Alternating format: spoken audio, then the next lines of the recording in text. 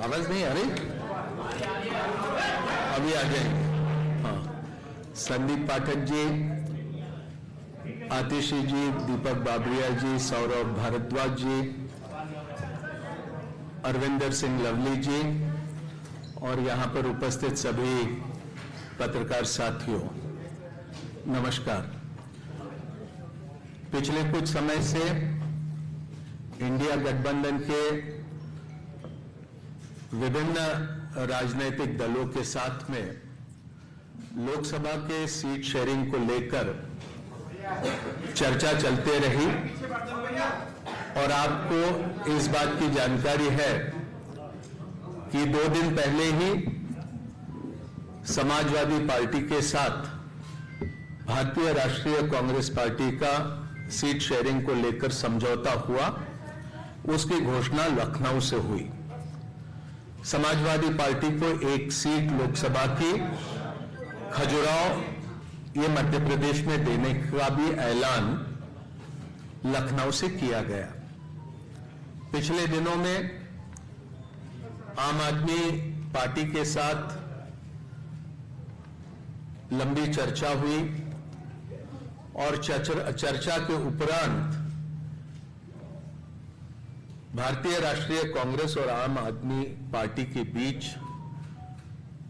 सीटों को लेकर समझौता हुआ है, जिसको आपके समक्ष यहां पर मैं रखने का काम करूंगा।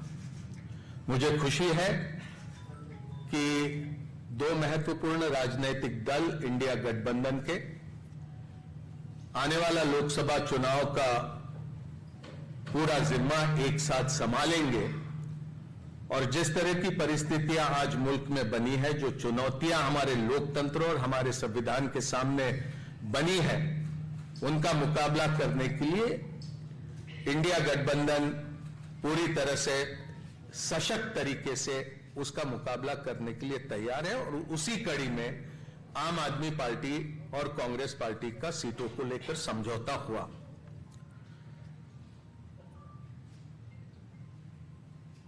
दिल्ली लोकसभा में 7 सीटें हैं।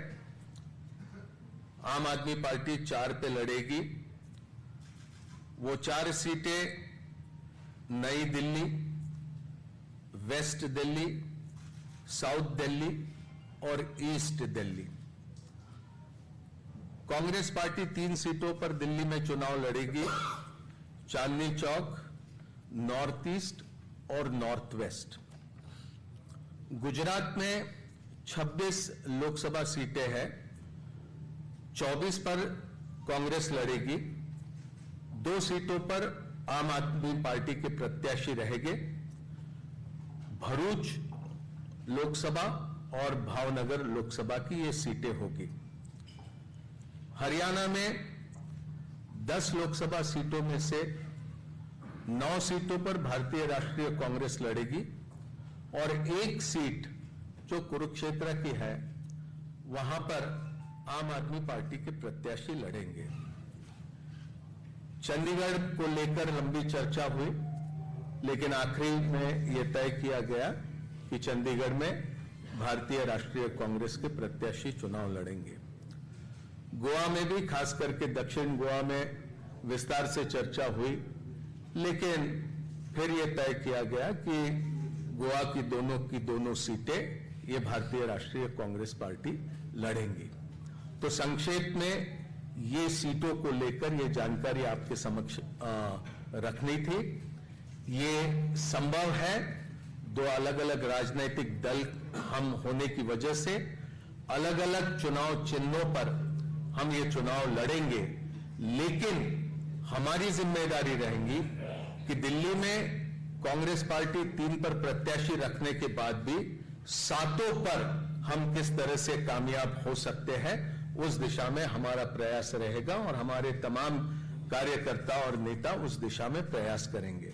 और इसी तरह की स्थिति सभी राज्यों में हम दोनों दलों के बीच में ही नहीं, तो इंडिया गठबंधन में जितने भी राजनीतिक दल हैं, वो सभी तालमेल के साथ काम करते हुए अधिक से अधिक प्रत्याशियों को कामयाब करने की दिशा में प्रयास करेंगे।